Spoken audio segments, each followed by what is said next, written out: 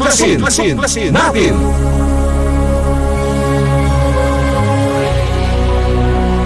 Ang palatuntunan sa radyo na tutuklas ng dapat malaman ng sambayanan. Maninindigan sa katotohanan. Tatalakayin at hihimayin ang mga kaalamang pangkalusugan, siyensya at teknolohiya, agrikultura, ekonomiya, maging mga usaping legal at isyung panlipunang dapat ibahagi, magsisilbing tulay ng mga karaniwang tao upang maiparating sa pamahalaan ang mga mungkahi, hinaing at pulso ng bayan. Ipaglalaban ang karapatan ng mamamayang Pilipino. Babatikusin ang mga salot sa lipunan. Pupurihin ang mga gumagawa ng kabutihan at naninindigan sa katotohanan. Tuklasin natin! Tuklasin natin! Ang Tuklasin Natin ay handog sa inyo ni Cathy Cruz.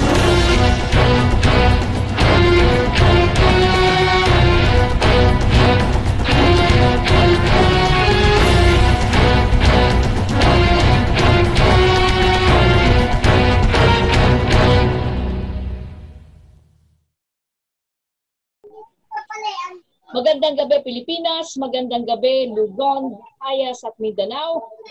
Sa lahat ng bayan sa iba't ibang panig ng mundo. Welcome sa ating palatuntunang Tuklasin Natin. Ito po ang Lord, Cathy Cruz, niyo po makakasama sa loob ng isang oras. Ngayong gabi, alam niyo naman po na tuwing araw po ng Lunes ay lagi pong pangkalusugan o batiin po muna Cathy Cruz. Magandang gabi po sa inyo, Dr. Frank. Magandang gabi naman.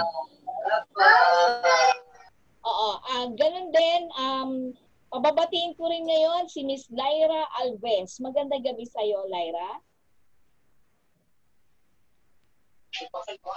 Magandang gabi, Lai. Hello, magandang gabi. Si Lyra Alves po ay Doc Francis actually at sa ating bayan ay nakaranas ng magandang sitwasyon ngayon sa ating mga pampublikong kalusugan o pampublikong hospital at saka privado na rin. Bakit nangyari po itong panahon ng pandemya? Ipapaliwanag sa ating lahat yan, but of course, ipapahahayaan muna natin na ikwento ni Lyra Alves ang kanya naging Miss Lyra, paano nangyari sa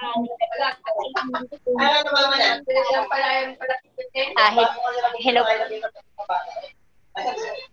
Nawawala, hello? Ano nangyari sa asawa? Ang nangyari sa akin, kasi yun nga, mayroon kaming pasyente na emergency na. So dahil nga sa pandemya ngayon, yung mga hospital, lahat lang ang nakatotok lang sila doon sa COVID-19. So marami pa namang dapat silang mga sakit na dapat i-accommodate nila sa hospital, na kung bakit bawat punta namin ng hospital, sasabihin sa amin, ay ma'am, wala po kaming bakante kasi ganito lang ang capacity ng hospital namin. Sa mga nagdaang panahon naman, nakakapunta ko sa hospital ng gano'n na hindi ka naman tinatanggihan ng mga sa emergency pa lang tinatanggihan ka na eh. So parang ang nakatutok lang tayo ngayon sa isang sakit na nangyayari sa Pilipinas. So tama po ba na yun lang ba ang gagawin ng lahat na hospital natin? Kagaya ko, yung pasyente ko is emergency na talaga. So, hindi kami na-accommodate kahit na nasa private hospital. Unang pinuntahan namin is Capitol Hospital. So, pagdating doon, alam naman nila na yung pasyente namin ay talagang makikita nila na talagang emergency na kailangan na talagang i-rescue. So, ang sasabihin ay, magdi-disinfect po kasi ang emergency namin. So, wala po nga, hindi kayo namin ma-accommodate dito. So nakiusap ako na sabi ko kahit man lang sa na ma-check nyo man lang kung ano ang nangyayari sa pasyente para matulungan nyo kami. So walang nangyari. Lumipat kami, nagpaikot-ikot kami ng hospital. Nakailang hospital kayo? Nung unang namin halos 10 hospital ang pinuntahan namin. So doon pa lang sa pag-ikot-ikot namin ng hospital, instead na yung pasyente mo mabibigyan ng lunas agad, baliwala kasi yun lang, ang iniisip lang nila ay, ang ano lang namin dito is parang yung COVID-19 lang natin yung pwedeng ano, kasi ganito, may mga na-infect dyan, hindi pwede kung sino yung mga pupunta pa. So saan pupunta yung tao para magpa-check? So, di ba, hospital lang naman talaga ang dapat nating puntahan. Kasi nandun yung mga doktor. Sige, Lai.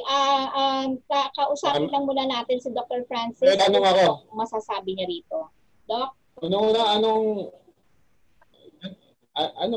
Ilang taon naman yung pasyente niyo po? Lalaki ba o babae?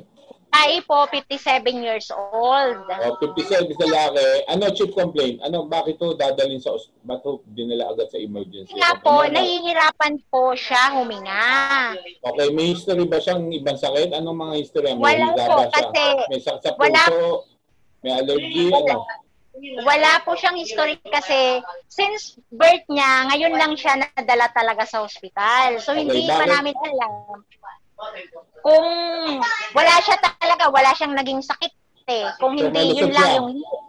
Opo, Malusog malusog po siya. Anong oras nangyari sa kanya yung sabi niyo hirap huminga? Madaling araw po kami nag-ikot ng mga hospital. Okay, anong oras po muna yung unang simptomas siya na umubo o kaya mahirap huminga? Anong oras po? Gabi, umaga, ano po? Nakahiga ba siya? Madaling araw po. So natutulog siya, biglang nagreklamong nahihirap huminga? Opo. At hindi Bigla siya na-hospital pa? Hindi pa po. So hindi pa siya na hospital, hindi pa siya nakikita ng doktor dahil kung may sakit man sa baga o sa puso, wala siyang gano'n. Wala siya iniinom na gamot. Wala pa po. Wala po. Ano trabaho niya? Ano trabaho po nitong lalaki po, itong pasyente? Lalamove driver. Ano po? Lalamove driver. Ano po? Driver siya. Lalamove driver, opo. So maano siya sa exercise, maganda kumain. Yes po, kasi... Okay. Reklamo niyo... Ano po sa mga... Kung tama ang pagkaintindi ko po sa nasabi niyo problema, ang problema po, biglang nahirap huminga ang pasyente, dinala niyo sa mga ospital, at yung mga ospital na dinala niyo, may duty ng siya dahil sa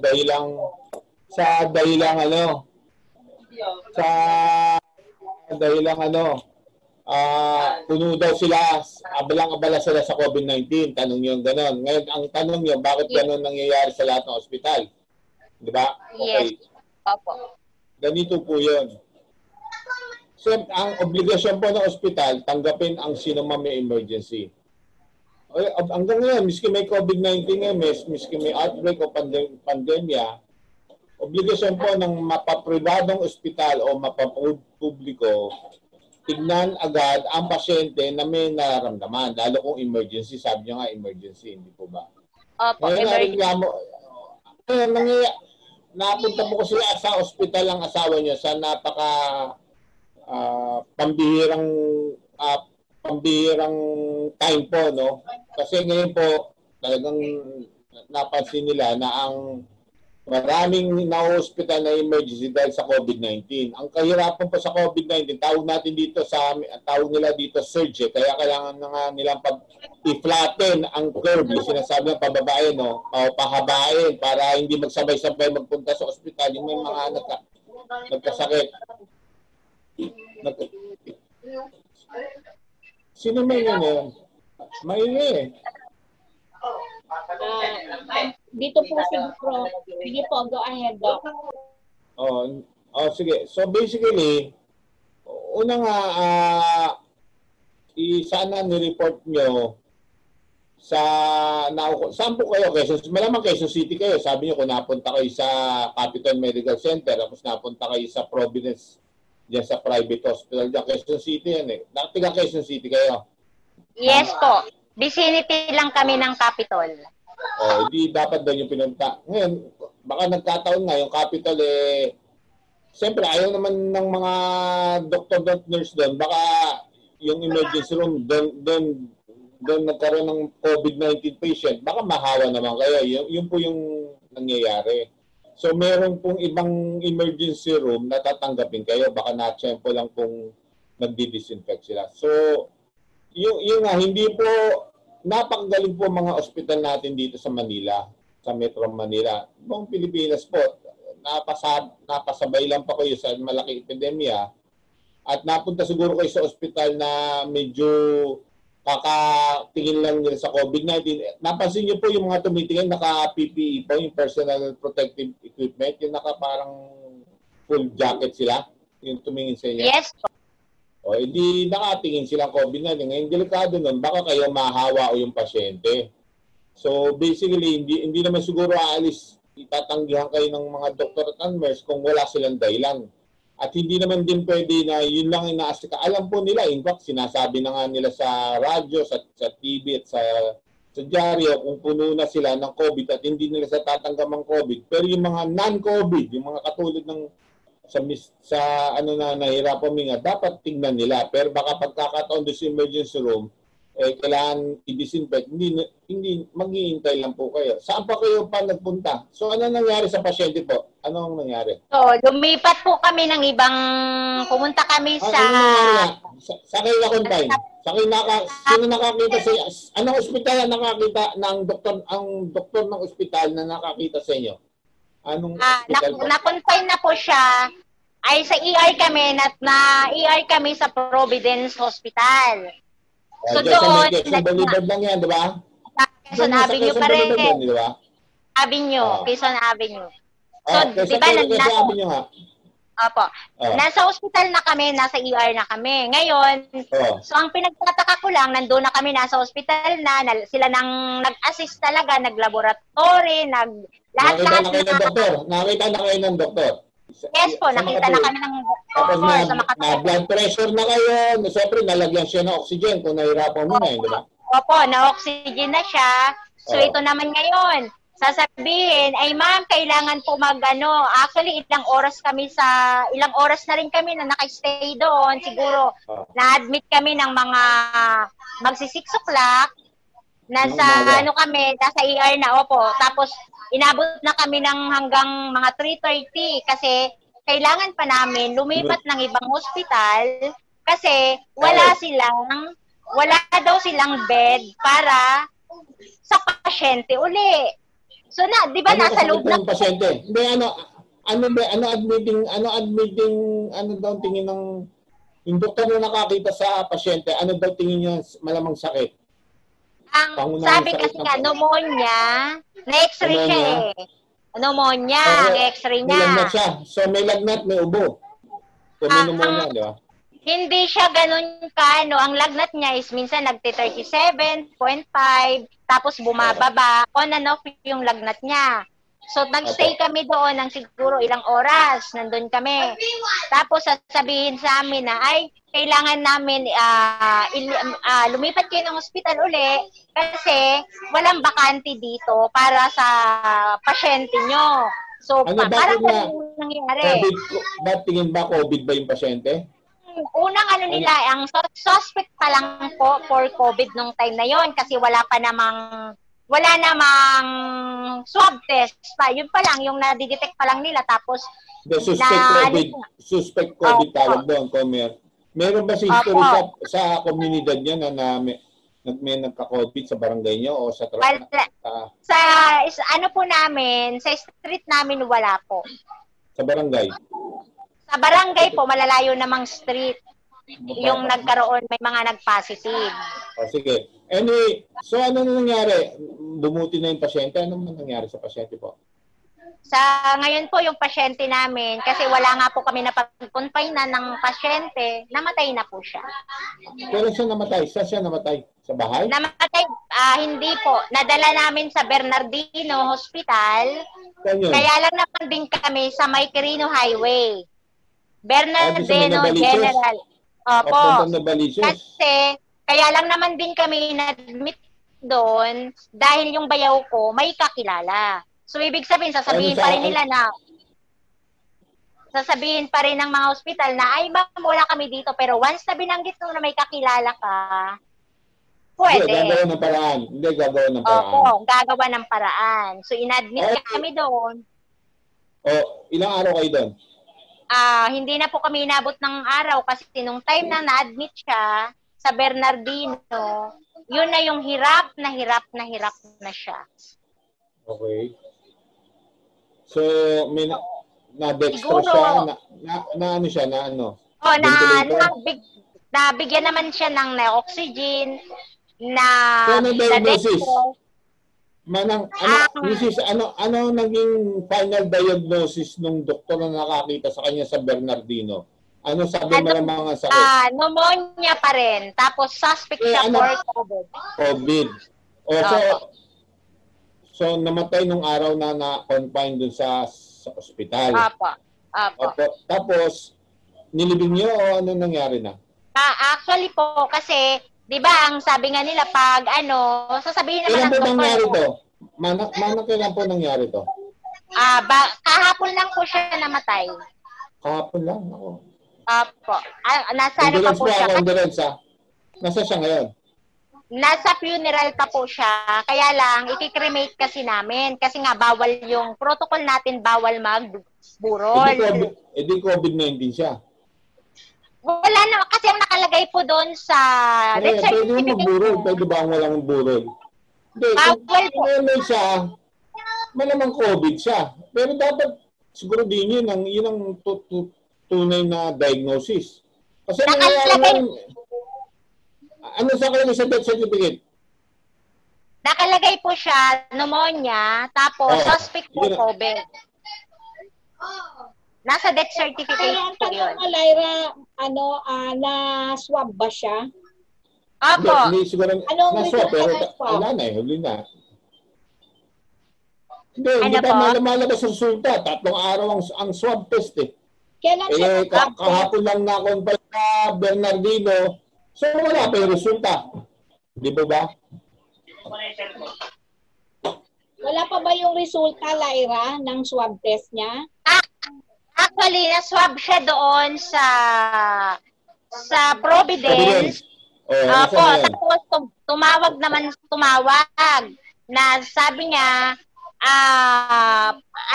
may parang mild lang naman yung symptoms niya, so magpa-quarantine lang siya ng 15 days. Kasi tinanong po kung ano po ba ito, kailangan po ba namin i-confine siya ng hospital? Hindi daw lalabas. So, ibig sabihin, sino ang salita niyan? Yung po yung tumawag mo sa Providence. Opo. Providence ang nag-advise, Doc. Opo. Sige. So, alam niyo, isang mapapayo ko sa inyo, kasi ayoko naman maghusga dun sa mga ospital na pinanggalingan. Una-una yung agam-agam niyo po na bakit ang mga ospital COVID lang initinda, hindi po. Medyo itama po natin yon. Lahat po na ospital nag-iintindi ng lahat ng sakit.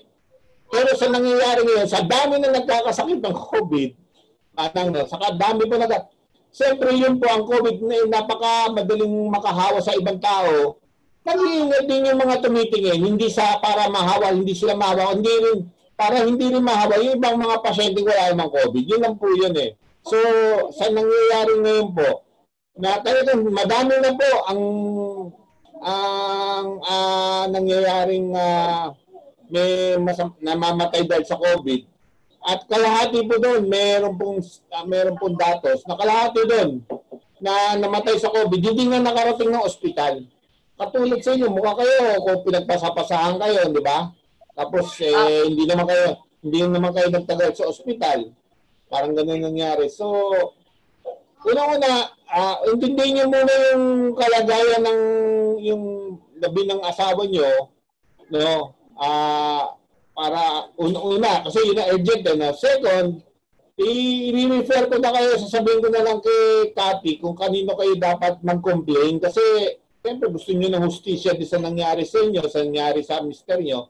I-refer ko kayo sa isang mataas na opisyal ng Department of Health para magkaroon ng konting investigasyon at malaman ang nangyari at kung may kasalanan, at yun po yung gusto niyo mangyari, hindi po ba yung bigyan kayo ng hustisya?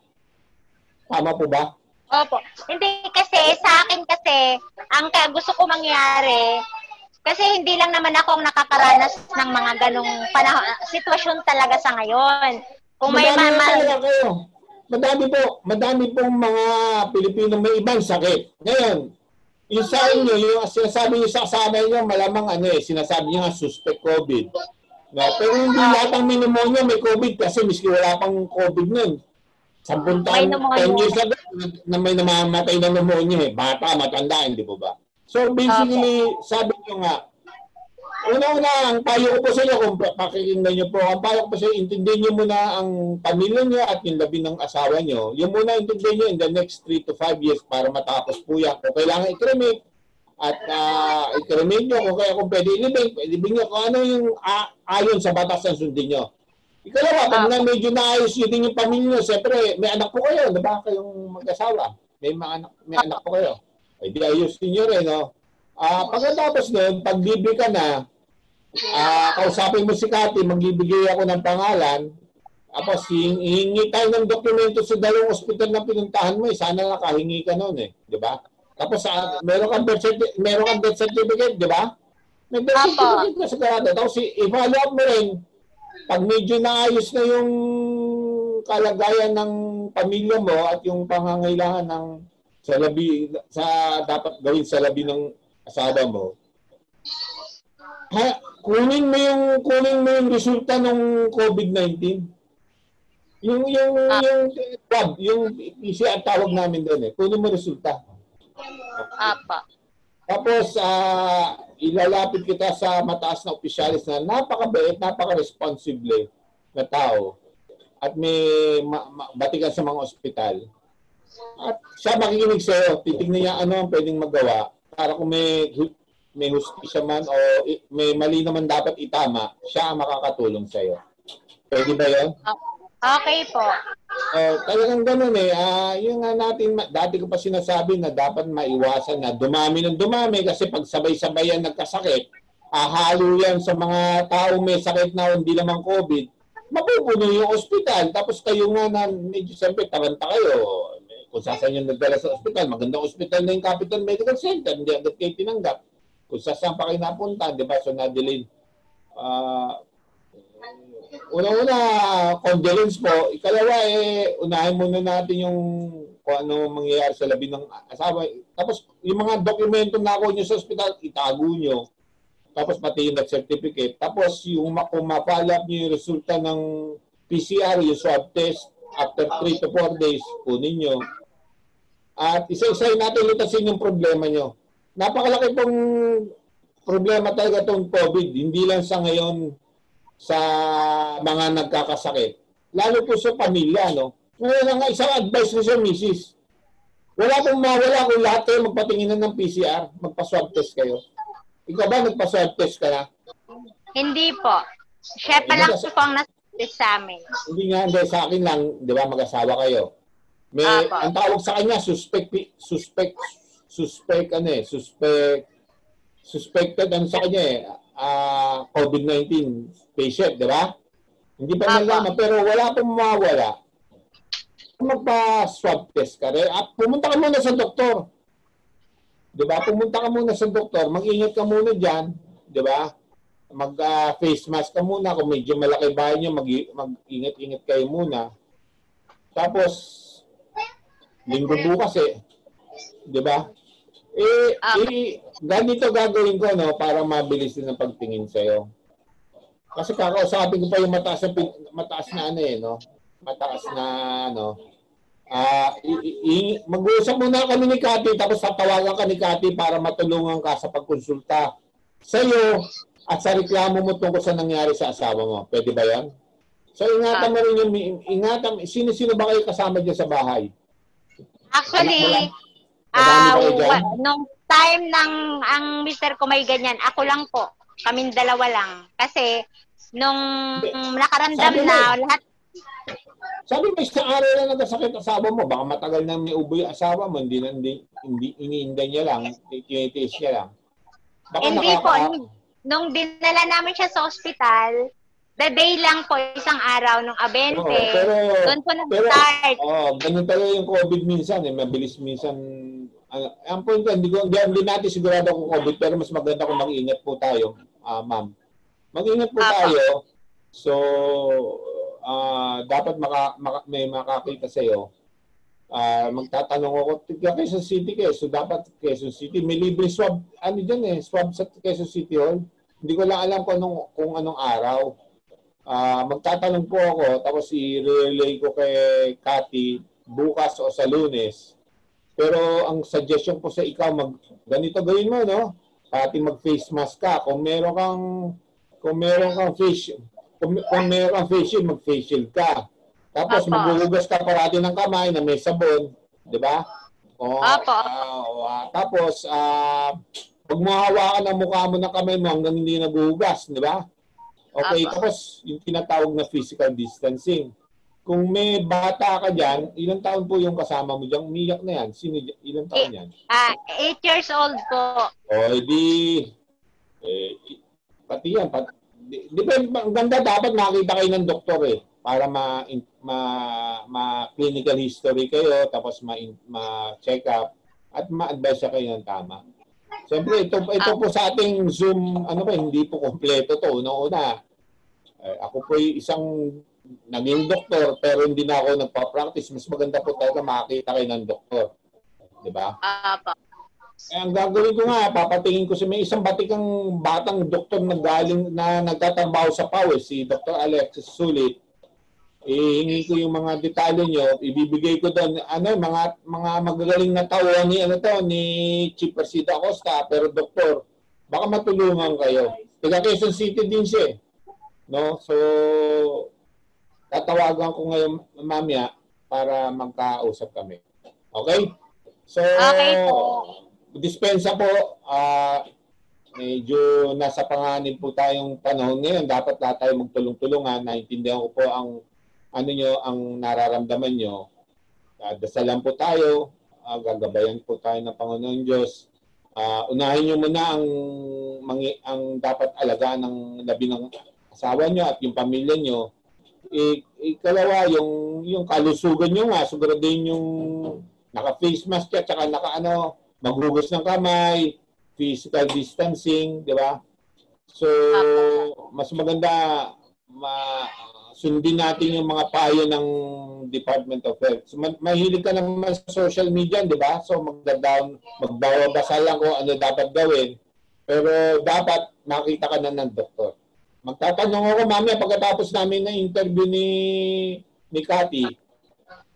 I-refer muna kita kasi isang batang magaling na doktor na para ma-advise ka o ma-examine ka. Tapos yung complaint mo na mabigat na pinagpasapasahan ka ng mga hospital, dun sa Assistant Secretary Punsalan kita i-refer kay Elmer Punsalan para ma-interview ka at malaman kung may dapat na justice na itama sa nangyari sa asawa mo. Okay? Pwede na ba yan? Yung ating gagawin sa Cathy, i-refer ko sa magaling na doktor. Namit mo na yun, si Dr. Alexis. Sulit, staff siya ng PAW. Galing nun. Tsaka napakalapit ng puso niya sa mga tao, katulad ng kanyang boss na si Chief Persida. Kasi kaya makita siya ng batikan doktor ito si Alex Sulit, batikan doktor Curious malapit ang puso sa mga tao. Dok, tama po.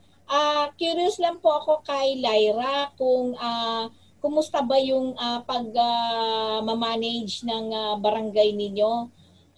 Kasi yung mga ganyan na mga suspected, madalas po 'di ba either nire-report mismo sa barangay o yung mga barangay po mismo tinutulungan din yung mga katulad po ni Lyra. Katulad niyan, may namatay po sa kanila.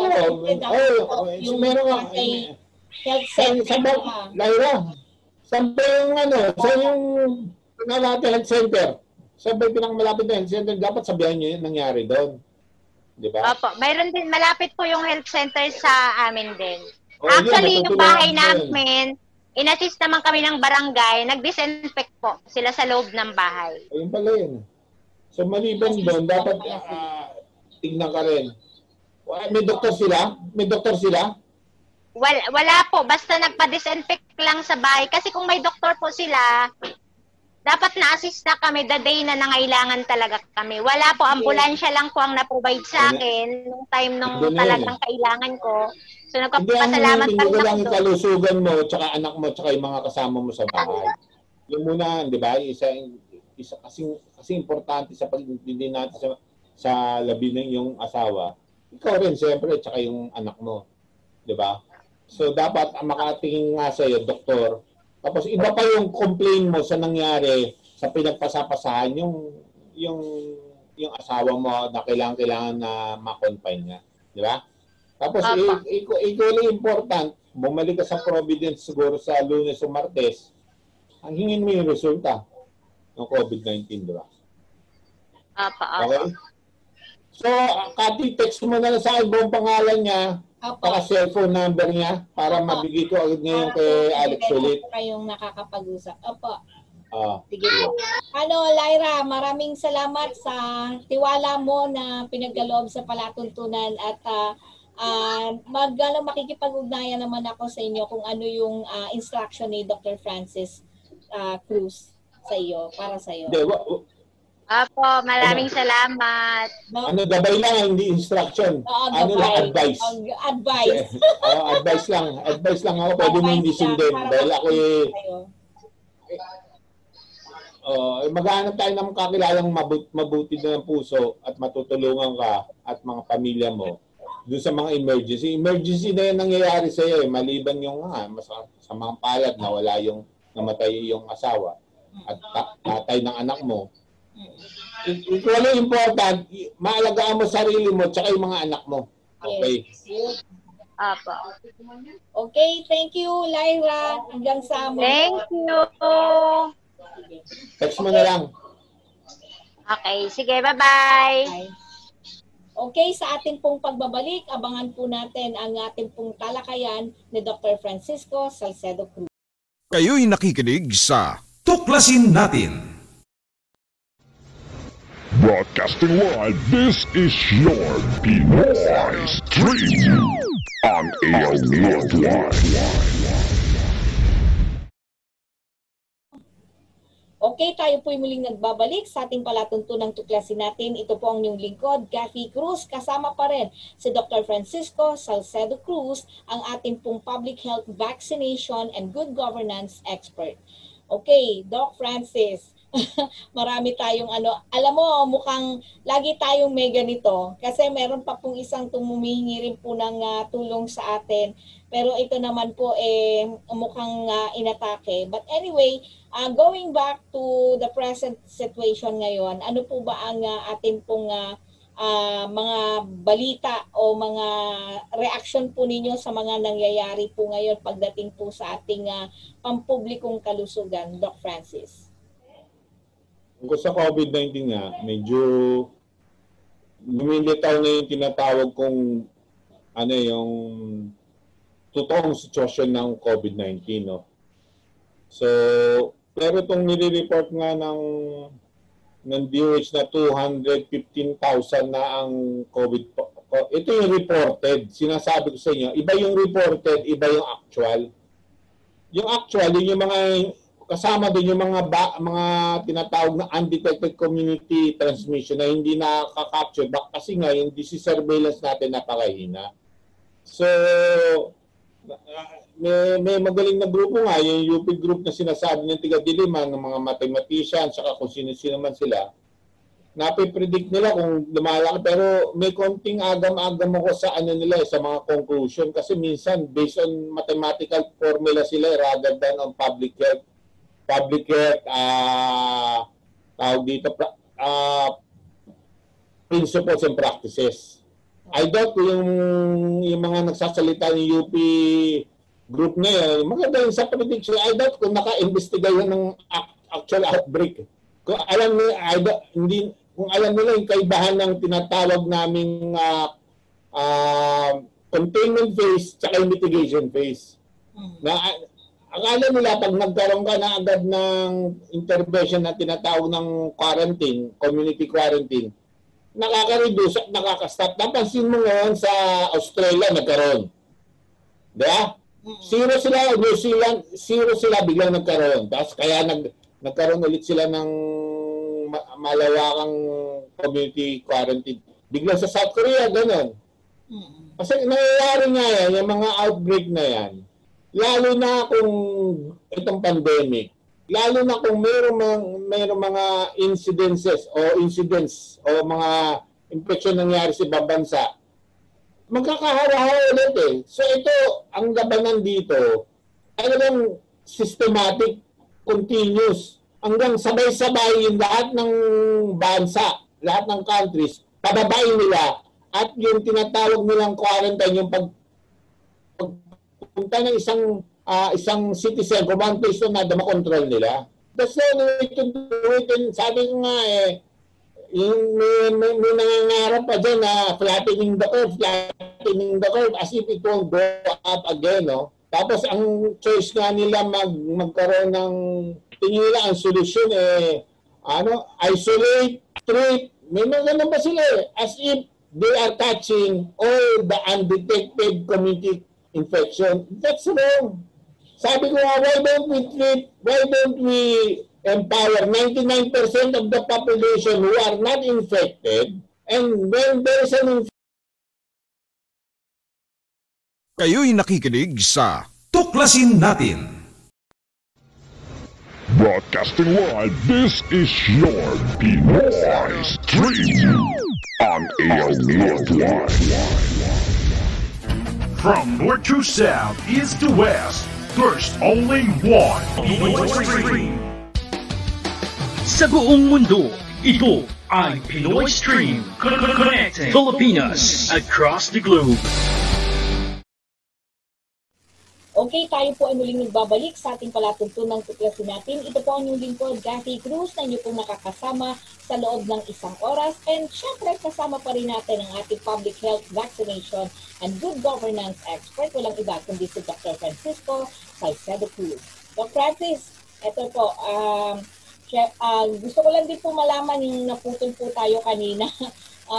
Yung pong sitwasyon po, ano po masasabi nyo sa mga detalye nga po ng, alam nyo, yung nangyayari, katulad kanina, kay Lyra, tapos yung pong mga nangyayari sa PhilHealth, tapos yung ito pong mga records na lumalabas po at hindi nagtatali nga po sa talagang actual na nangyayari. Can you continue what you have said earlier? So, una-una yung mga nilalabas ni Bergere everyday, alam niya na walang hindi ko naman sasabihin mga lies, no? Mga inaccurate information yon na dapat muna pinag-aaralan nila. At alam natin na deliberately gumugulo na, no? Humahalo na nga dito yung may aside from underreporting dati ng DOH for whatever reason they have, either because of poor disease surveillance or for other ill motive. Ngayon, mahalo na yung nag-overdiagnose ng COVID-19. Napapansin na ng iba, no? And I've been reading a lot of columnists. Dahil kadakuhan sa PhilHealth, miski daw hindi COVID-19, ako-COVID-19. Particularly in hospitals na hindi ka kilala. Kung alam mo kung ikaw may COVID-19 at medyo gusto mong gumaling na, pupunta ka sa magagandang hospital, PGH, UST, diba? Yung sa East Avenue, and National Kidney and Transplant Institute, mga gano'n, diba? Hindi na pupunta doon. Pero napapansin nila, may nagkakaroon ng COVID-19 ngayon. Na, ang point, miski suspected daw, na-upgrade eh. So, sooner or later, ma-discover yan ng Congress at other investigative bodies. In fact, nag-form na nga si Presidente ng DOJ, di ba? So, basically, gumulo na lalo yung data copy. Gumulo na alam natin because of poor disease surveillance, sabi ko nga sa DOH, good disease surveillance, malaking mga undetected transmission kung ito ang nangyayari at hindi nila nadidetect. Kaya yung nga sa public, tawag namin doon, yung mga reported cases are always lower than your actual cases. Okay? Ngayon, unfortunately, na-exacerbate pa nito ng wrong reporting, deliberate wrong reporting. Okay, but sabi ko nga dati ba, isang public po, merong maxim dyan, merong principle dyan, na hindi mo matatago hindi mo masasayop ang disease. Dahil lilitaw din yan. Hindi natin na-dismiss, sinabayan ng anomalya dito sa PhilHealth.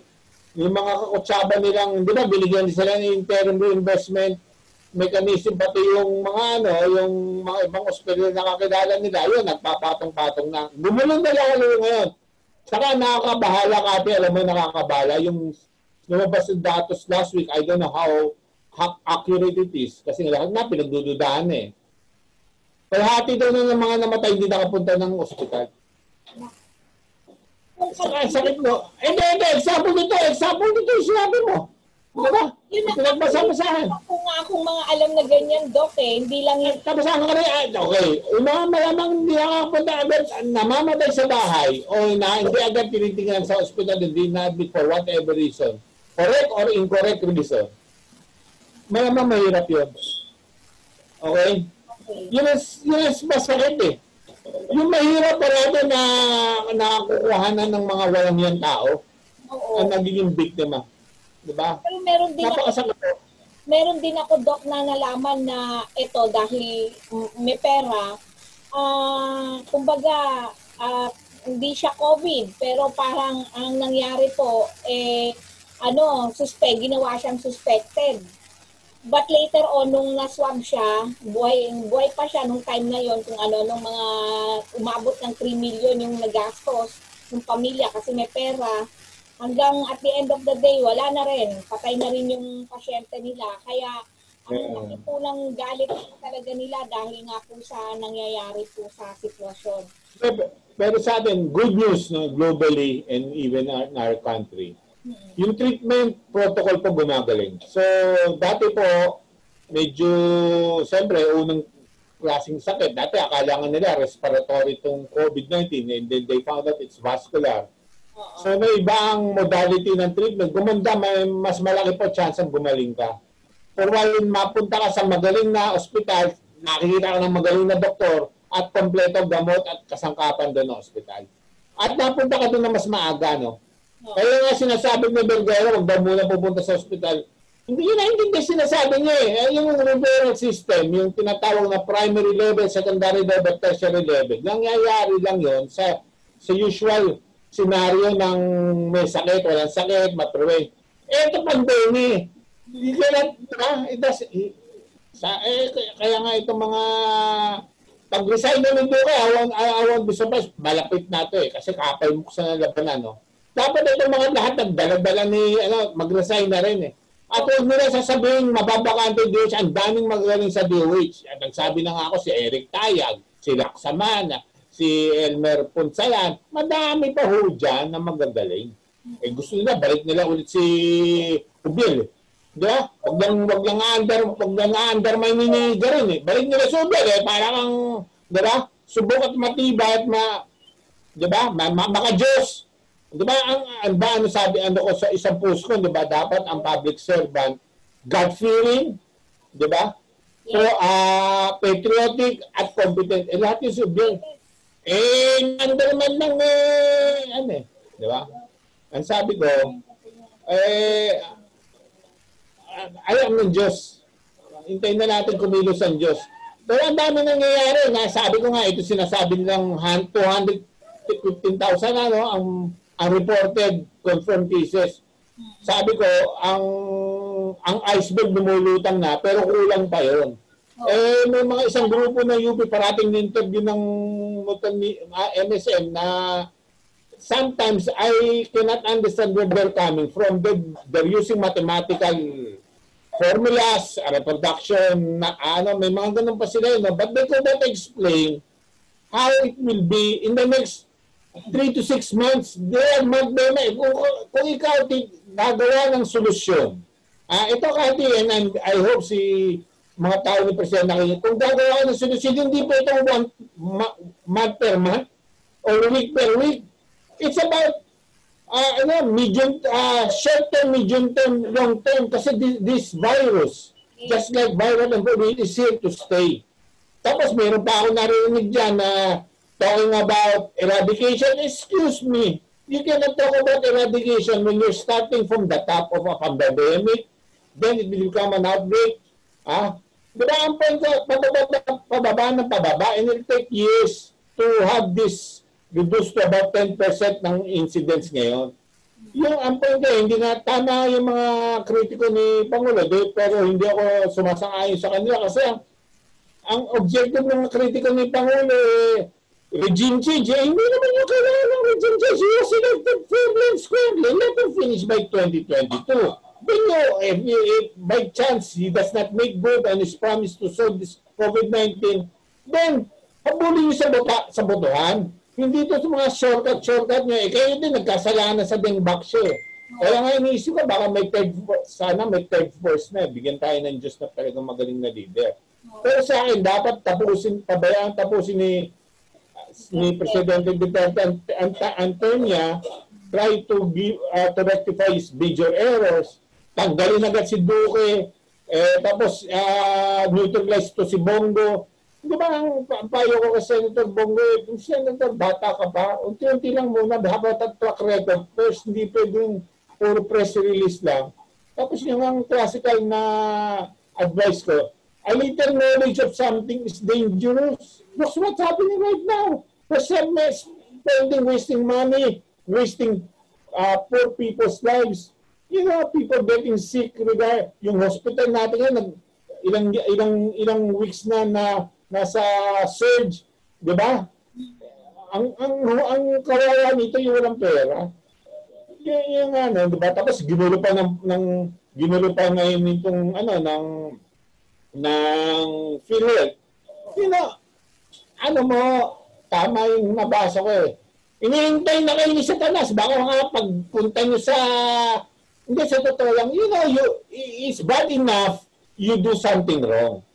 It's worse enough when you deliberately do something wrong to the disadvantage of the poor people. Di ba?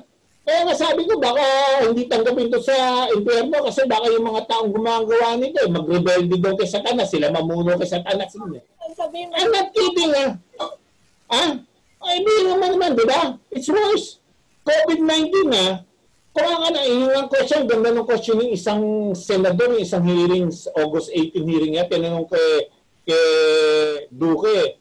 Sa dami yung 20 pages na isang department order na nilalagay doon yung ceiling ng mga presyo ng gamot na laban ng COVID-19. Simple lang gano'n. Sabi ni Recto, sabi ni Recto, Sekretary, ba't wala akong kasama dito yung PCR? Walang ceiling. Kaya nga nangyari, tama yung observation ng isang senador, ginagawang hanap buhay, pinababayaan ni Duque magkaroon ng hanap buhay yung mga businessmen. Hindi nga dapat ganon. Huli mo iisipin yan because let the private sector do their own business. In fact, they know how to run the economy. They won't do monkey business. It's those people na kalyado niya ang nagmamonkey business. Kita mo, sino yung nagbukas ng mga PCR? Hindi ba Philippine Red Cross? Ngayon, lumalabas na nabigyan sila ng almost 450 million ng konda interim Ayan, ang ginagawa style ni Gordon ngayon. Alam ko si Gordon, meron akong dito binalangya tayo dito sa Dengbaksya, kinampihan nito yung mga DOH mafia. Alam mo, ang ginawa niya, wala. Niya, pwedeng bigla natutulog si Abad doon sa kama niya, natutulog si Gar, may inungkat, pati si Alex Vidal. I have major differences with Abad, Garin, Alex, not with Alex Padilla, no. In fact, si Butch Abad, one year ahead sa Ateneo yan eh. Tapos, nakakatrabaho ko rin. Saka, dinimanda ko yan sa ombudsman, si Abad tsaka si Garin sa Dengbaksya. So, basically, alam nila medyo on the other side of the fence ako when it comes to Dengbaksya. Pero I empathize with that. Tutulog yun. Sinamahan mo ng barangay health station. Just to squid tactic nga. Di ba? Even a week ago, before itong lumabas na expose si Gordon, sinabi ka, yes, Stanley Gordon yan. Tawag na smoke screen. Di ba? So, Ang gulo na ngayon. Helter-skelter na ang tawag ko. It's a helter-skelter sa ngayon. Tapos yung mga yung mga tawag dito, mga agents ng multinationals tsaka Pharmaceutical Healthcare Association of the Philippines. Iba naman ang dinadala, diba? Kanya-kanya sa si Lechon, dala-dala ang Pfizer, si Garing, dala ang kanya-kanya na nga eh. Helter-skelter na ang hinihintay. Next year na lalabas na yung after phase 4 ng mga anti-COVID-19. Naghintayan na sino makanalo ng bid dito sa sahod na yan. Tawag ko dyan, golden parachute. So they're now setting up ang tawag doon, ang tawag doon, regulatory capture na nga eh. Diba?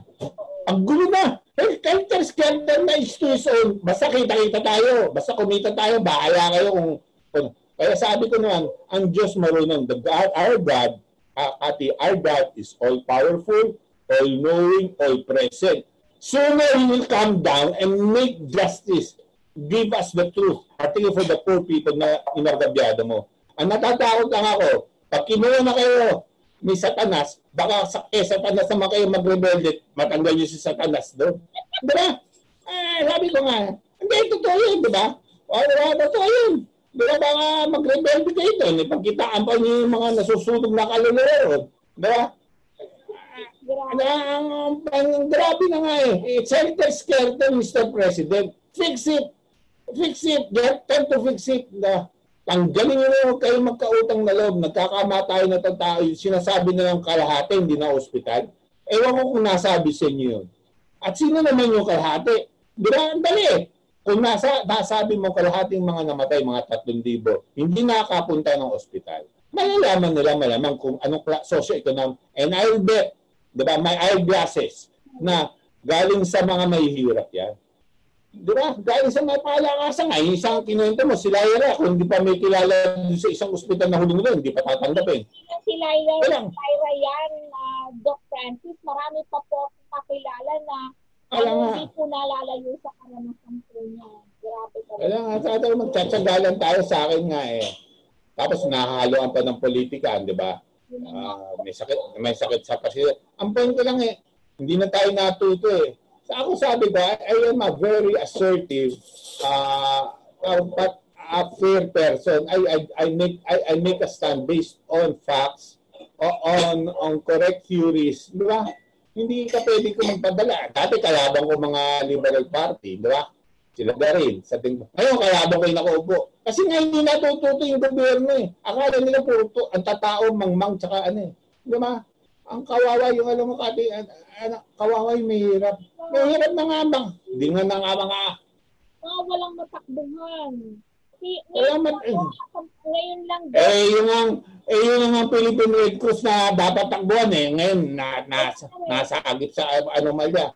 Diba na, halata naman niya si Gordon na yun eh. Unang ginamit niya ako, nagtestigo ko laban sa mga mafia. Pagkatapos kinambi niya, pro-PGH pala to. Kunwari, kagalit si Garin, kagalit si Pinoy, kagalit ang nagpatawag ko ng eksperto sa abroad, kakampi pala ng Sanofi. Ayun, nasulang muli. Sila pala kikita. Diba? Kakaya to sa Gordon, atimista pa tayo. Atimista to, cheerleader namin to, pero I had about 8-10 years from, pero sikat na. Pero sayang, diba? Sayang ng mga taong dapat matino, dapat asahan natin. Kung ano na, gulo na natin. It's helter-skelter and that's not an understatement. That's an understatement. Helter, ang gulo-gulo na. Nagkakamatayan, nagkakapera, lahat sumali na. Di ba? Hindi mo malaman sino yung ito, long range ang plan, ito, ganito. Hindi, nagkakaano na eh. Tapos napapansin ko nga, ang DOH nga, wala na, palakasan na. Sino-sino na lang ang sumunod. Miski mali kumpas. The only Francis, sayang pagkakataon. Talaga ay tanggalin na yung dapat tanggalin. Diba? Kumbaga hanggat talagang hindi aayos ang sektor ng pangkalusugan, hanggat hindi tinatanggal at nananatili sa posisyon yung mga, alam mo, hindi lang masasabi natin mga... Hindi lang na mas... Okay. Hindi lang si Duque lang ang problema rito, tsaka yung mga ano niya, alapores niya. Yung mismong problema dito, kinain na tayong buhay ng multinational. Correct. Kinain na tayo. Pinaglalaro na tayo eh. Pinupundan nila research ng mga magagaling nating scientists, pero minamanobra nila yung informasyon at yung mga conclusion. Pinapadala nila yung magagaling na nating doktor, pinag-abroad. Tour abroad, sa States, sa Europe, libre. Binabayaran ng matataas na honoraria. Pero yung mga karaniwan doktor na nakaserve sa rural area, baliwala sila. Tapos ang bibigay na lang ng sample. Pero nasira na yung sistema na, alam mo ako, pumasok ako medyo swerte ako sa tatay ko, doktor tatay ko, pero napakabait ng tatay ko. Nadasalin. Kaya ako na-inspire mag-doktor. Kasi gusto ko rin tumulong eh. Di ba? So, basically, lahat kami mga doktor, pag tinanong mo ng college, bakit ka mag-doktor? Sabi, gusto mo makatulong. Pero ngayon, tanong mo sa kami lahat na nakatira sa mansyon, 5 kotse, ilang beses na nakapunta sa Amerika, saka sa Europe, saka sa Hong Kong, sa Southeast Asia. Pakita mo, hindi, kita muna bago serbisyo. Di ba? Ang point ko, nawala na yung morality, yung commitment na tumulong. Lahat may presyo na. Naalala ko nga, Doc, yung sinasabi mo eh. Kilala mo to, Doc. Yung isang doktor nga, every time na nagpapapicture talaga eh, talagang lagi nandun sa harap ng bahay niya, na pagkaganda-ganda, nasa subdivision, minsan nasa kalsada. Yun lang. Sakyan, diba? Nakain ng sistema na television eh. Sa akin, Doc, kaya nung minsan nag-post siya sa time out, talagang sinabi ko po sa post ko sa kanya, sabi ko, kayo po, kahit isang taon po kayong mag-stay sa isang lugar, hindi po kayo magugutom. Kasi meron po kayong Tsaka yan, ito sabihin ko sa tinutuko mo si Lichon yan eh. Si Lichon, isa cardiologist. Hindi naman infectious person yan, naging medical director yan ng Pfizer Philippines. Pagkatasan, hindi yata naka-imbestiga ng isang epidemic yan eh. Di ba? May hindi nga alam mo paano gumawa ng vaccine, paano nabasa niya lang. Di ba? Tapos nasama yan ni Pau din sa second ng mga experts. Hindi na expert yun. Yung pinareview sa sabi, pero nag-expert to si Lichon. Hindi, napakiusapan ako ng Pharmaceutical Healthcare Association, ko siya. Kasi tinanggal niya yung iba din eh. So basically sabi, kung ganyan pakiusapan, miski walang alam. Alam mo, member yan si Lichon sa inappoint yung Pinoy ng 2015, January. Sa Pilit, wala rin nagawa sa Pilit eh. Sunod din eh. Hindi na tapos pinalitan siya ng JJ Royo. Ang point ko, kaya yan nasa TV kasi kaya na in-interview ng Channel 2 ng ABS-CBN kasi nga nakakarga doon ng mga multinational. Nakakarga doon, diba? So, pag interview niyo si Dr. Cruz, tingnan niyo yung CV niya, hindi ba bawal sa amin niya na baka mawala kami ng commercial. Ganyan lang naman yan. Saka I don't mind. Ganyan talaga naman. I've been trained. Ang point ko, mga nagpapanggap, di ba? Mga nagpapanggap na nakakaintindi. Tsaka yan si Lichon, natuwa ako dyan eh. Nakipagbatiki, nakipagbatiki, garin yan. Meron akong post yan. Ano reason niya? Kaya daw nakipagbati siya. Nakipagbati yan, garin. Okay, nakakalimutan nga yung mahirap ng deduction. Nakipagbati yan kay garin. Kasi daw, life is short. Kaya nag-post ako ng, you said when you made, you shook hands with Garin, you said that life is short. That's the reason you want to become friends with Garin. But life became shorter dun sa mga Dengbaksya victim. Sabi ko, di ba? Kung meron ka short, maraming namatay na bata nag-aaral. Grade 4, namatay na dahil sa Dengbaksya. Ginanong ko siya. Wala naman masabi yun eh. Ano yan? Style ano yan? Kasi nangangarap yan na maging sekretary. Hindi naman nakakaintindi. Di ba? Ang gusto lang niya palakasan. Di ba? Gusto niya lang... pero Liberal Party puso niya. Kapatid niya, Liberal Party ko nun. Maroas na maroas yan. Tapos lumipat kay hindi siya tanggapin ni Maroas sa pag-presidente, lumipat kay Grace Poe. Ganun nga. Basta walang prinsipyo. di ba for sale lahat? Sabi ko nga, hindi kayo nagtatago yan pag alam niya may ka-guest ako kasama. Magtatago yan kasi alam niya straightforward ako. Ang point ko, this guy is paid, is a agent of Pfizer. Nothing more, nothing less. Tsaka sabi ko nga kay Presidente, buti tinanggal niya. Kasi hindi naman loyal sa inyo yan eh. Loyal yan kay Pfizer kasi even sila Garin, si Duque, ang loyalty nila sa multinational. The multinational, Mr. President, will outlast you, outlive you. It will outlive the administration that will replace you and so forth. So yan, walang prinsipyo yan. Kung saan sasahod, so saan may tinatawag na golden parachute, dun sila. You understand? You tell me what they did, di ba, in public health. You tell me ano contribution nila. Wala, di ba? So, hintay lang natin health secretary ngayon sa Philippine health sector. Health sector, ang gulo-gulo, di ba? So, basically, maghintay na lang tayo, di ba? Alam niyo, kung kayo na nga pong eksperto pagdating sa good governance, nakikita niyo lahat. So, syempre, lalo na po kami, labis po kami nag-aalala. Kaya po lahat ng mga tao po ngayon, dati-dati kapag may konti lang kaming nararamdaman, gusto namin pumunta ng doktor, pumunta ng hospital. Pero ngayon, nagdadalawang isip, parang naging mindset na yun ng mga tao, pupunta tayo ng hospital, baka mas lalo tayong mamatay. Ganun na, sa totoo lang, Doc, sa community ngayon.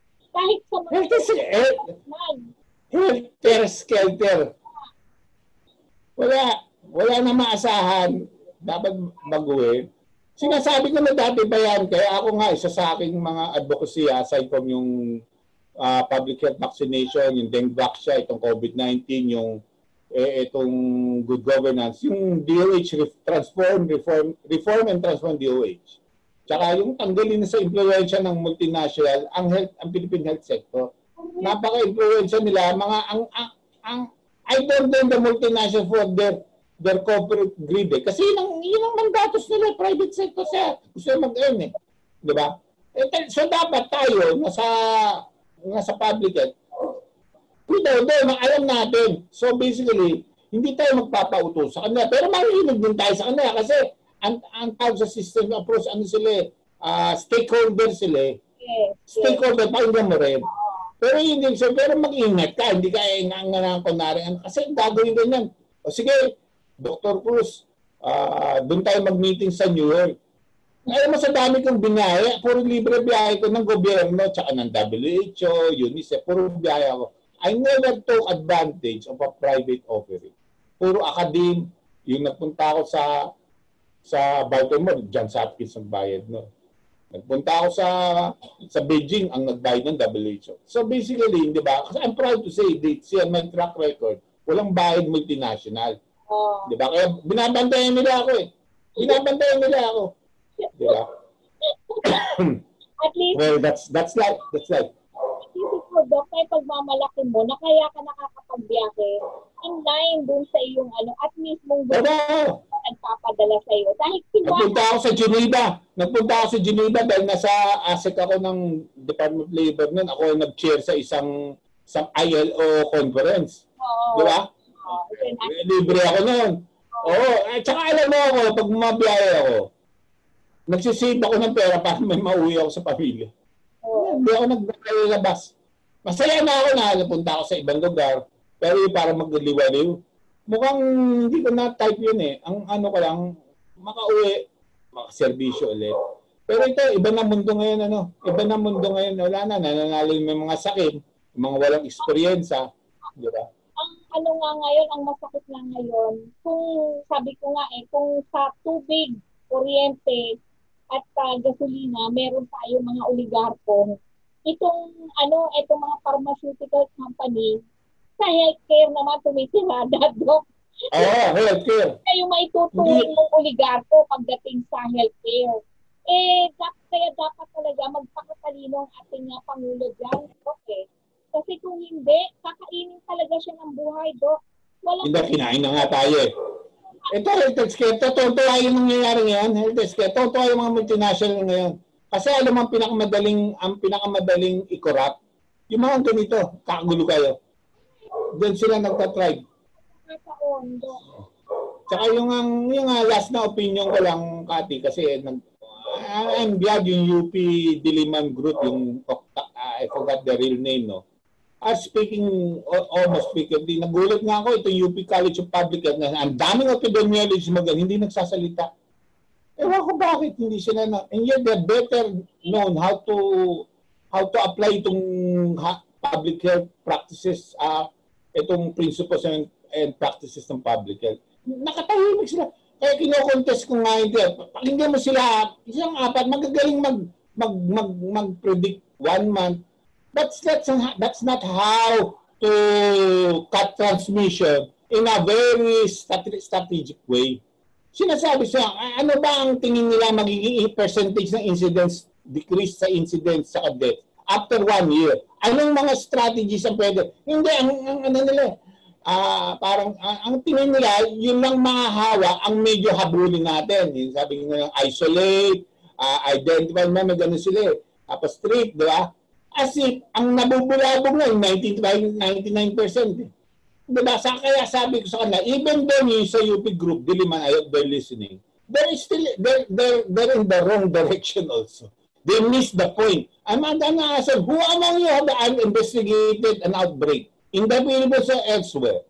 Who among you applied the principle, there are 2 phases of an outbreak or a pandemic? The mitigation phase, which is what we have right now in NCR, and the containment phase where we have in small provinces na paumpisa pa lang.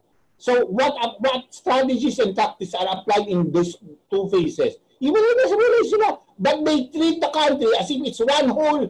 Parang parehong infection rate sa NCR, parehong infection rate sa Bohol, parehong infection rate sa Leyte. They're different. Believe me, their epidemiology is different. Hindi nila alam yan eh.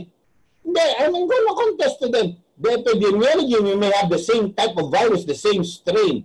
But pero yung tao nagkakasakit, iba-ibang health literacy nila, iba-ibang galing ng LGU nila. So therefore, yung nagko-contribute sa infection, mas iba-iba.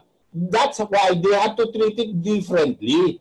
Pero ang tingin nila, di ba? Kasi sila pinapatulan ng media. Okay, it will be 220,000 now. What the hell are you talking about? What secret is that? You're gonna give a false sense of security sa DOH that they're doing fine. Then you're gonna even tell me, di ba? Tell me that, don't worry, it will flatten the curve. They didn't even, that mathematician, they don't even know what it means to flatten the curve, as if it is reducing the transmission or strengthening the transmission para hindi magka-surge sa mga ospital. Which, yung mga magagaling na engineer tsaka mathematician. Kasi kayo pinakikinggan ng and yet you expand something that is superficial. It does not solve the problem. Definitely. It will never reduce incidence, prevalence of COVID-19 in the next 6 to 12 months to 2 years. Believe me, yung ganyan papapredict mo. That's as is. If you could read my post, Kati, as early as January, sinabi ko na ngayon, nangyayari lahat dito. Not because of mathematics formula, but because of yung principles and practice ng public health. Mangyayari plus yung di ba? Ngayon, naglabas yung Ateneo, may ibang punto division, may 3 million daw na undetected community as early as April. Di ba? May kanya-kanya. That's what we welcome them. But you have to do, saan natin gusto dalhin ang Pilipinas when it comes to health outcomes? Please explain to me. Di ba? Please explain to me. Di ba? Bigla ko lang naisip yan habang nagsasalita ka. Alam naman natin meron tayong Philippine Medical Association, yung PMA, at meron tayong Philippine College of Physicians na kung saan may mga organization din sa ilalim nito, di ba? At meron tayong organization ng Philippine Hospital Association, di ba? Yung Philippine PHA. Ngayon, kung halimbawa kaharap mo sila, bukod dun... Mga pro multinational yan. Yun yung mga pinapadala abroad. Okay. Yun yung mga cream of the crop. So you're saying that I rather say, have nothing to do para sila yung nagpe-pressure with the with the compass ni Duque at yung mga alipores niya sa multinational, sila yung humingi ng timeout eh. Pinalusot na lang ni, para hindi confrontation. O sige, but it has nothing to do with the strategic way of reducing transmission. Yan ang point ko eh. You know, tingin nila sila bida. Hindi naman yung turo sa amin sa pagiging doktor. I'm not a good clinician. I stopped being a doctor noong 1995. Yung huling pasyente ko pa yan, namatay yata pa. What I'm saying is that, ang point, di ba, bigyan nila ng solusyon, multisectoral ang approach. Ngayon, you want to talk about flattening the curve. If your objective in all these things to flatten the curve, boy, you're missing the point. That's what I'm telling the UP. We're both experts here. Eh. I'm coming from a different field. Okay, you're telling me, we'll be happy, we'll flatten, but don't be complacent. Yun ang word nila. No, be specific. Anong public health strategy gagamitin mo? Diba? Ano dyan ang pwede mong gamitin? Are you saying yung infection rate? Yung sinasabi nung, kasi kinokontest sila ni Congressman Tinpo ng Marikina, di ba? Sinasabi, you may flatten the rate, pero yung double time, bumibilis, lumiliit. So dati kung nari every 7 days, naging every 4, edi dapat dumataas sa infection. There's an inconsistency of all these figures, this health information. What the Simpson, hindi nga reliable ang DOH. Dinodoktor nila sarili nila. Parang ngayon, inaluan pa ngayon ng PhilHealth coverage na ina-upcase nila yung mga kaso. Dati mild COVID na, pero palalabasin. Serious COVID para makakolekta, tapos divide sila, for the boy sila dun sa ospital tsaka sa doktor. Hindi ba? Nagkagulo-gulo na health scatter na. So dapat mayroong magpasok ng tao na linisin lahat to. Madaling mag-analyze pag ang mga datos mo totoo, reliable, verifiable. Pero kung iba, natatalo nga, yung UP group, binibase nila yung kanilang projection tsaka yung mga formula ginagamit nila, yung mga hyperloading formula nila. Assuming that yung kinukuha nila sa DOH, figures, ay tama, kung mali yun, hindi para kang, well, for the word, I'm using the word, it's a mature word, para kang mental masturbation nun. Okay, alam na mga, that's what we call mental masturbation. When you are thinking something, at you find, first naman, and you find ecstasy in it. Diba? Nonsense eh. Diba? Are you sure yung mga pinoproject nyo, tama, when tama yung actual cases na nangyayari sa field, including, I doubt if they know that. Tapos ano sila, they go 2 weeks, mag-a-adjust. Urong sulong. Well, that's not how to strategically approach disease reduction. My friends, that's not the way to reduce it. Diba? Kaya nga Doc, si Quezon City Mayor eh. Kasi saan yung makinuha itong mga datos na to? Nung inahanap namin, hindi namin makita saan Quezon City. Correct. Tawag doon verifiability. Kasi sabi ko nga, I was just fortunate to be under, bata-bata pa ako, medical specialist kay Bengson, tapos kay Flaver. I understood everything. I arose from Tarang. So, yung Field Health Service Information System, yung December, naintindihan ko how it should be done. Ngayon, ginugulo-gulo nila. Napansin mo ba, meron ba ngayong dengue? Tagulan na. Meron ba ngayong measles? Hindi nga nagre-report eh. Parang tingnan nila, dinodoktor nila, nagkagulo-gulo, health scatter na. Diba? Then, this guy, si Ducas, wants to have conclusively proven daw siya, nag-guilty siya. What does conclusively proven? Beyond, di pagkatapos mo na sa Supreme Court kung yung tindingin niya justice, di ba? Kung yung Jesus Christ, binubugbog na tayo. Kita-kita na mga mali mo. Nag-rent sa'yo na sa apartment sa building ng pamilya mo na tumutulong ngayon, tatuluan yung, di ba? Bawal yun, ang pumirma pa, tiga Region 11 para doon sa kontrata sa region mo. Tapos yung pharmaceutical mo na Doctors Pharmaceutical Incorporated, nakakakuha pa ng kontrata galing DOH in a very surreptitious, in a very, sa iba, tapos binigay sa kanya. Kumbaga sa kung FBR to, tanggal na to. Di ba katulad ginawa kay Ramiro, napaka-like kay Ramiro. Hindi ko maintindihan paano hindi matanggal to. dahil magkaibigan? I doubt it. May nangyayari dyan. So, ito. Ha? Hindi, sa akin maghihintay ako. Maghihintay ako. Oo. Pabayaan mo na lang. Alam mo, minsan nakakasakit talaga ng dibdib pagka ganito ang nangyayari, no, pagdating sa ating healthcare system. But of course, kumbaga sa ano ang nangyayari ngayon, para bang lumulubog na yung bangka. Paano ba? Sino ba makakasalba sa atin ito? Pagdating... Hindi lang lumulubog ang bangka, papunta pa sa maling lugar. Ito namin. Buti yung lumulubog na at malapit, kung tama yung papunta natin, lumulubog tayo dahil may nabutas, may nadaan ng bato, di ba? Buti kung palapit na. Hindi. Lumulubog na tayo, palulubog pa tayo sa maling lugar. Kaya nga. Sayang din, nanghinaya ko sa mga ginawa ni Gatmaitan, ni Asurid, ni Benson, ni Periquet, ni Flaber, Galvestan, Riodica, Quasi Romales, Daritz. Nasayang lahat. Tinapon na nila. Nagkabulo na helter-skelter. May pag-asa pa. Lahat may pag-asa. Laging may pag-asa. Resilient ang Pilipino, resilient. Di ba? Ang point ko lang, gawin yung tama. Di ba? Ngayon, hindi ko maintindihan, pati media nga, nabibili na eh. Last word po ninyo, bago po tayo tuluyan magpaalam sa ating palatuntunan, Doc. Bagamat healthcare skelter ang Philippine health sector. Pilipino po tayo eh. Naniniwala tayo sa Diyos, resilient po tayo, at hardworking po tayo.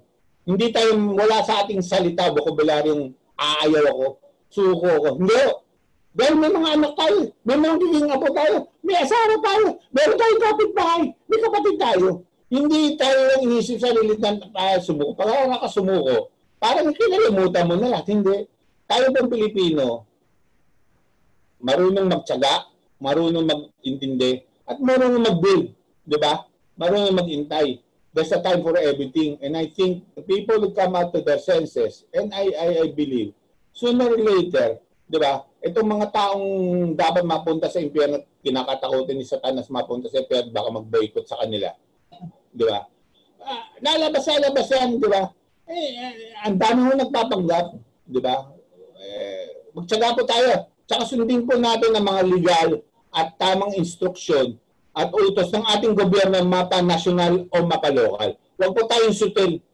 Okay? Huwag po tayong sutil. Huwag po tayong pabida. Huwag po tayong matigas.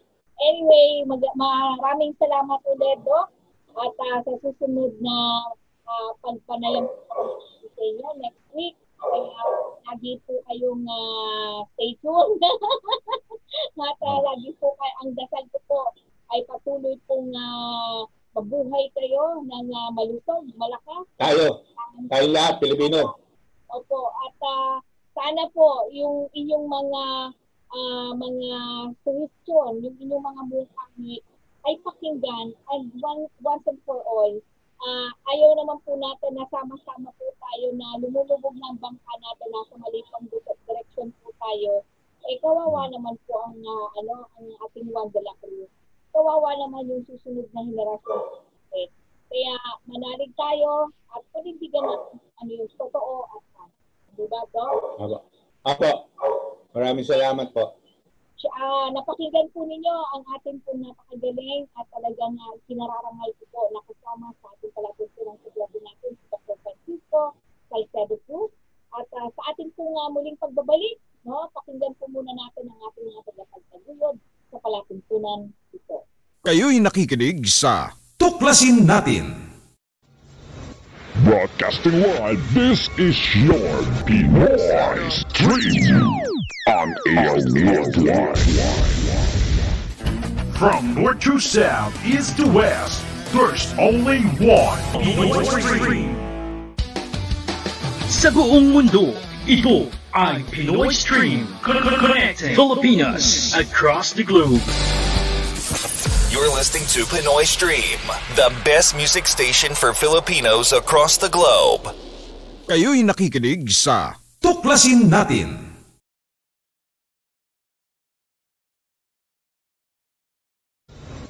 Broadcasting live, this is your Pinoy Stream on AL Worldwide. Kayo'y nakikinig sa Tuklasin Natin.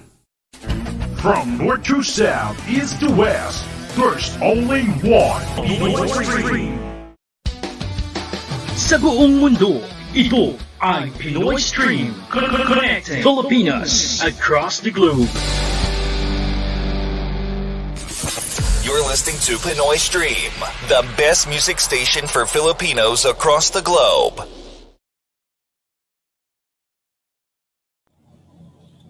Ang COVID pandemic ay hindi lamang nagpayanig sa kalusugan ng lahat ng tao sa mundo.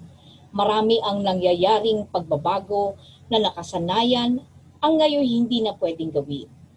Katulad ng pagpapatupad ng social distancing na isa lamang sa mga hakbang na ipinapatupad ng pamahalaan upang maiwasan ang hawaan. Patakarang maging sa edukasyon na nagpabago rin ng kalakaran at sistema. Kung noon, maaga pa lang ay naghahanda na tayo sa pagpasok sa eskwelahan at marami tayong ginagawang magkakasama sa loob ng paaralan at universidad. Ngayon, hindi na natin magagawa. Dahil dito, online learning ang itinutulak na paraan upang makapagpatuloy sa pag-aaral ang mga bata para sa kanilang kaligtasan. Subalit, ilan kayang Pilipino o pamilyang Pilipino ang ngayon ay problemado dahil wala silang computer o gadget? Ang iba ay bumibili, samantala ang iba hindi malaman paano hahagilap. Sa iba, nagiging kaagaw pa ng pagpunta sa internet shop na binabayaran o bibili ng load para magkaroon ng internet connection para magawa ang online learning. Naging dahilan yan upang ang tuklasin natin ay humanap ng paraan upang simulan at makinabang ang ilang mga kabataan sa ating komunidad na tulungan sa ganitong problema. Sa tulong ng Rotary Club of Loyola Heights, agad tinugon ang kahilingan na mabigyan ng computer dahil 4 na desktop computer ang kanilang ipinagkaloob sa inyong lingkod. Alam nating hindi dito natatapos upang matulungan natin ang ating komunidad. Sa kasalukuyan, gumagawa rin tayo ng paraan upang maitayo ang magsisilbing learning area sa ating komunidad sa Barangay Payatas.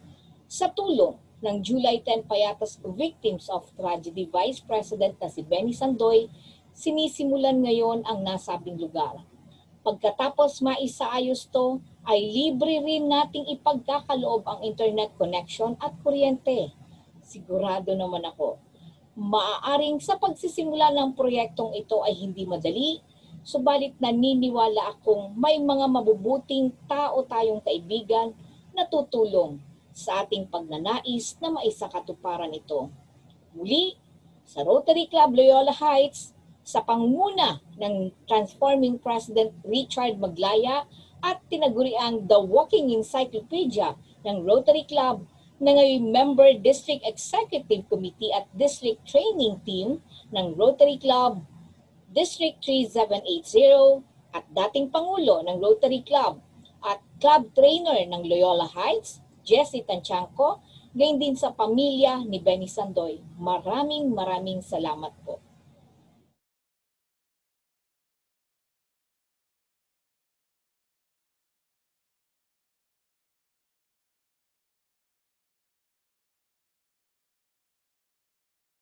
Kayo'y nakikinig sa Tuklasin Natin. Inyong napakinggan ng isa sa 3 lamang na public health vaccination expert dito sa ating bansa. Walang iba kundi si Dr. Francisco Salcedo Cruz, isa ring good governance expert. Dito pa rin sa ating palatuntunang Tuklasin Natin Monday edition pampublikong kalusugan. Nakasama rin natin si Lyra Alves ng Quezon City na humingi ng tulong at ibinahagi ang kanyang karanasan sa pagkamatay ng kanyang asawa dahil sa pagtanggi ng halos 10 ospital upang lapatan ng agarang lunas. Malinaw ang sinabi ni Dr. Cruz, kailangang tama ang direksyong tinatahak ng ating kagawaran ng kalusugan. Tama at tapat. Sa kasulukuyan, maihahambing niya na ang DOH ngayon ay tulad ng isang bangkang lumulubog na tinatahak ang maling direksyon. Ayon kay Dr. Cruz, marami pang ibang opisyal ang DOH na mahuhusay, tapat at tunay na may kapasidad upang pamunuan ang nasabing ahensya. Sa dulo ng lahat ng mga korupsyong nabubunyag ay taong bayan ang naaapektuhan, lalo na ang mahihirap nating kababayan. Katulad ng lagi kong sinasabi, gayon din ni Dr. Cruz, laging nandiyan ang Diyos, gagawa ng paraan upang manaig ang tama at katotohanan. Samantala, lubos ang pasasalamat ng palatuntunan ng tuklasin natin at pamunuan ng BDT Radio Productions sa pagtugon sa kahilingan na magkaroon ng computer na magagamit ang mahihirap na mag-aaral Ang COVID sa pandemic sa Payatas na agad tinugon ng Rotary Club of Loyola Heights sa pamumuno ni Transforming President Richard Maglaya.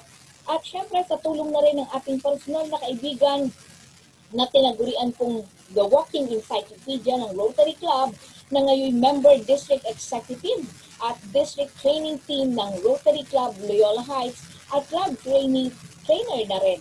Walang iba kundi si Jessie Tanchanco. Ang proyektong ito ay sa pakikipagtulungan ng IPM Group of Companies. Nagpapasalamat din ako sa July 10 Payatas Victims of Tragedy Vice President Benny Sandoy kasama ang kanyang may bahay gayon din sa Payatas Barangay Kagawad, February bilang saksi sa nasabing turnover ceremony ng 4 na unit ng desktop computers. Maraming salamat po sa ating Rotary Club Loyola Heights at asahan po ninyong malayo ang mararating ng inyong tulong. Sa kabilang banda, mayroon lamang po tayong public service na ating pong, kung natatandaan niyo po yung ating nakapanayam nung nakaraang pong pagtatanghal po natin, muli po nananawagan ang pamilya po ni Novi Diaz Olavelita Diaz Bautista tungkol sa kanyang nawawala na si Ernest Diaz Bautista. 10 taon na pong nawawala at huli po siyang nakita dito sa may Barangay Baysa, Quezon City at ang suot po ay itim na t-shirt, ganyan din ang itim na shorts. Yan po ang panawagan. At maaari po kayo mag-iwan ng mensahe dun po sa ating Facebook account o private message po ng tuklasin natin Facebook page o sa ating katipunan channel o kahit po dito sa ating Pinoy Stream Versatile Radio kung saan nyo po kami napapanood po. Mag-iwan lamang po kayo ng mensahe. Anyway, para po naman dun sa ating mga masugid na tagapakinig. Happy listening po kay EJ Magdaroog at kay Freddy Oredina at syempre yung ating mga kaibigan mula sa local government ng Quezon City, sa Accounting Division kay Rizala Garcia at sa ating ding kumpare na si Levi Mercado at Edna Ranigo Tacadena ng Quezon City Treasurer's Office at kay Maring Gigi Oriani ng City Budget at si kay Shirley. Hello din po sa inyo, sa ating pong mga kaibigan mula sa Department of Agrarian Reform kay Glo Holiano at kay parang Johnny Abante. Magandang gabi. At kay, hindi ko pwedeng kalimutan si Mami Rosalina Mercado, yung butihing ina ng ating kumpare na si Levi Mercado. At batiin ko rin ang National Confederation of Irrigators Association, lalo na kay Cassie Verbonto at kay Manong Flores Stanislao ng Hulu, Pilila Rizal. Sa aking classmate na si Nelia Mungkal ng Department of Labor and Employment, kay Ma'am Charito o Chat Garrido Ocampo at Attorney Levi Mercado, ganyan din kay Lucy Ocampo ng Los Baños, Laguna, kay Jovi Prudencio at Nelia Gutierrez ng Camarines Sur. Magandang gabi po sa inyo at maraming salamat sa grupo ng Small Power Utilities Grupo SPAG mula Itbayat, Batanes hanggang si Tangkay, Tawi-Tawi. Magandang gabi po. Ingat po sila po. Yung SPAG po ay yan po ang nagbibigay liwanag sa ating pong mga isla sa buong Pilipinas. Naku, malaki po ang nagagawa nilang tulong. Anyway, napakabilis po ng isang oras na naman po ang nakalipas, di natin namalayan dahil sa marami po tayong tinalakay. Pero katulad ng layunin ng palatuntunan ito, patuloy namin tutuklasin ang dapat malaman ng sambayanan. Tandaan po natin batay sa Saligang Batas ng Pilipinas ng 1987, Article 2, Section 9, na dapat itaguyod ng Estado ang makatwiran at dinamikong kaayusang panlipunan na titiyak sa kasaganaan at kasarinlan ng bansa. at magpapalaya sa sambayanan laban sa kahirapan sa pamamagitan ng mga patakarang nagtatakda ng sapat na mga lingkurang panlipunan. Nagtataguyod ng pagkakataon na makapaghanap buhay ang lahat. Umaangat na standard ng pamumuhay at ng lalong mainam na uri ng buhay para sa lahat. Muli na naman po magpipinid ang palatuntunang tuklasin natin naway magsilbing gabay at tulong ang mga kalamang inyong narinig at nag-iwan sa inyo ng pangmatagalang kakintalan. Sama-sama po tayong manindigan sa katotohanan nang hindi tuluyang mawasak ang ating lipunan. Kathy Cruz po ang inyong nakasama sa nakalipas na isang oras. Sa ngalan po ng pamunuan ng Katipunan Channel, gayon din sa Pinoy Stream Versatile Radio, maraming salamat po sa ating mga nakaagapay sa technical staff kay Roxanne Suba at Vera Chivido, gayon din kay Levi Tatson at sa ating kaibigan na si Joey Prudencio at si Victor. Kami po ay pansamantalang nagpapaalam at nagpapasalamat na sinamahan ninyo kami sa loob ng isang oras dito sa ating palatuntunan hanggang sa susunod na pagtatanghal. Magandang gabi po sa inyong lahat.